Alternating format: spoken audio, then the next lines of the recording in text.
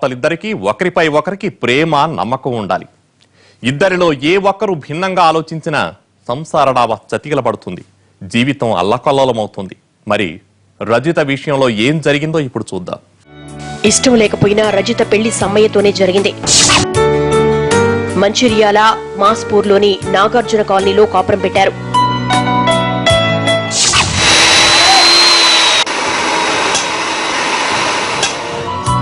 సమ్మయ్య మంచిర్యాలలోని ఓ welding షాపులో పనిచేసేవాడు. మొదటి భార్య చనిపోయి రెండో పెళ్లి చేసుకున్న అతడు చెడ్డవాడేమీ కాదు, చెడలవాట్లేమీ లేవు.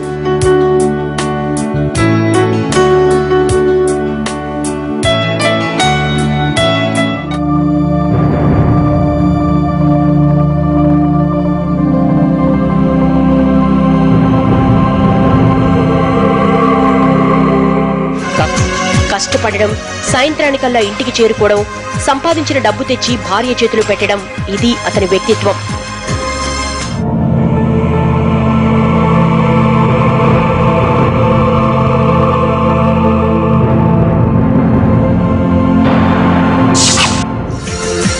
మరో అమ్మాయి అయితే ఇంత మంచి భర్తను ఇచ్చినందుకు ముక్కోటి దేవతలకు మొక్కుకునేదే.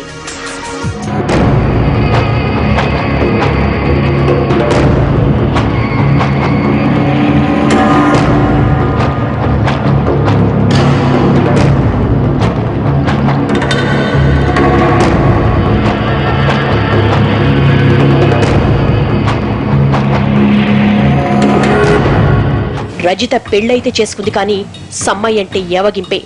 ఇష్టం లేని కాపురం ఎలా ఉంటుందో వీళ్ళని చూస్తే తెలుస్తుంది.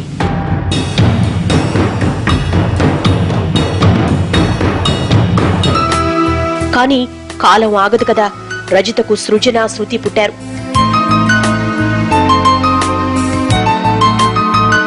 అయినా ఆమెలో మార్పు రాలేదు.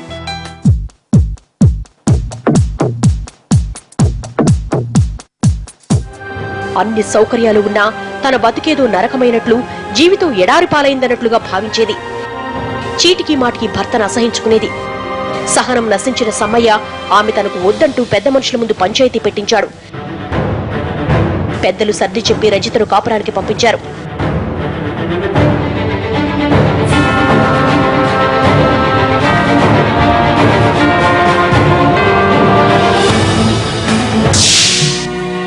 కాలచక్రం గిర్రును తిరిగింది. పిల్లలు కాస్త పెద్దవాళ్లయ్యారు.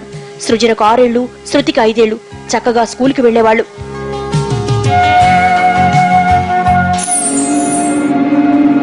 భర్తపై చిరాకు పడుతున్న రజితకు శ్రీనివాస్ పరిచయమయ్యాడు.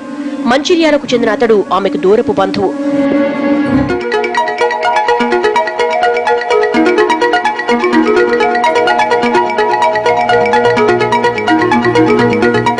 అతని మాటలు, చేతలు రజితకు బాగా నచ్చేవి. పెళ్లికి ముందు కాబోయే భర్త ఎలా ఉండాలని కలలుగందో అలా అతడు ఉన్నాడనుకుందే.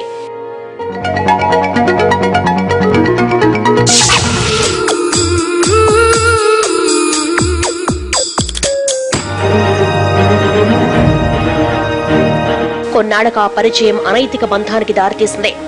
ఆమె తప్పుడు దారిలో వెళ్లడం మొదలుపెట్టింది. భర్త సమ్మయ్యను పూర్తిగా పట్టించుకోవడం మానేసింది. 7 ఏళ్లుగా ఆమె ధోరణి భరిస్తూ వస్తున్న సమ్మయ్య ఇప్పుడు తేలిగ్గానే తీసుకున్నాడు. తెర వెనుక జరుగుతున్న తంతు అతనికి తెలిసేది కాదు.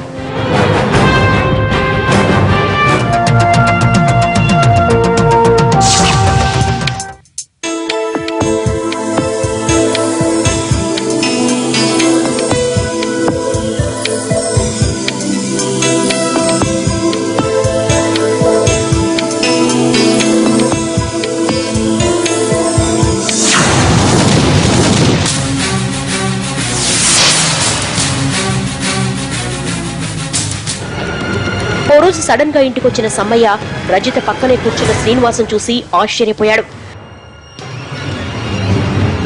అతను బంధువుల అబ్బాయి అని చెప్పిందామె.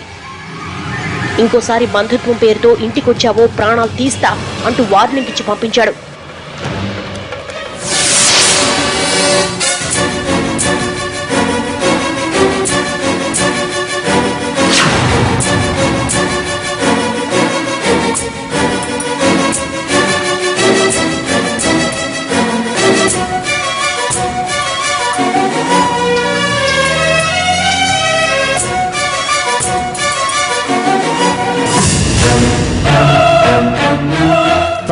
అసలు విషయం తెలియదులే అని ఊపిరి పీల్చుకుంది. కానీ ఎప్పటికైనా నిజం బయటపడితే అనే ఆలోచన ఆమెను వణికించింది.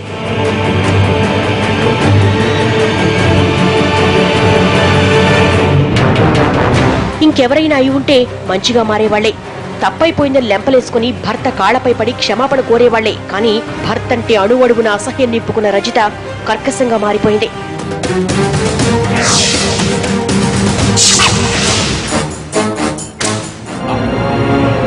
ఆ రాత్రి ఆమెకు నిద్ర పట్టలేదు. భర్తను ఎలా వదిలించుకోవాలని ఆలోచించింది. భర్తను వదిలేసి శ్రీనివాస్తో వెళ్లిపోయి శాశ్వతంగా ఉండిపోవడానికి ఏం చెయ్యాలా అని తీవ్రంగా ఆలోచించింది.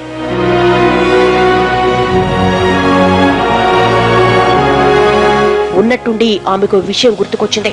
పిల్లలు మనసులో మెదిలారు. అవును, పిల్లల సంగతేంటి? భర్తతో విడిపోయినా ఆడపిల్లలు కాబట్టి నా దగ్గరే ఉంచుకోవాలి. అమ్మో, అలా గనక జరిగితే శ్రీనివాస్ నన్ను రానివ్వడు. అలా సాగాయి ఆమె ఆలోచనలు.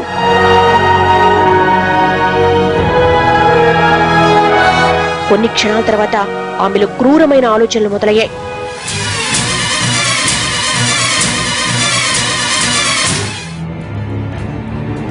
నాలుగు రోజుల తర్వాత రజిత పిల్లల్ని తీసుకుని కరీంనగర్లోని పుట్టింటికి బయలుదేరింది. ఎందుకిప్పుడంత అర్జెంటు అని అడిగాడు సమ్మయ్య.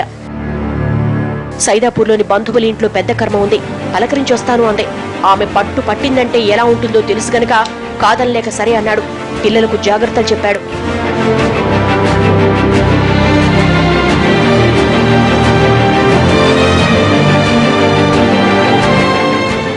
రజిత మనసులో ఏముంది? ఆమె వెళ్తున్నది పుట్టింటికేనా?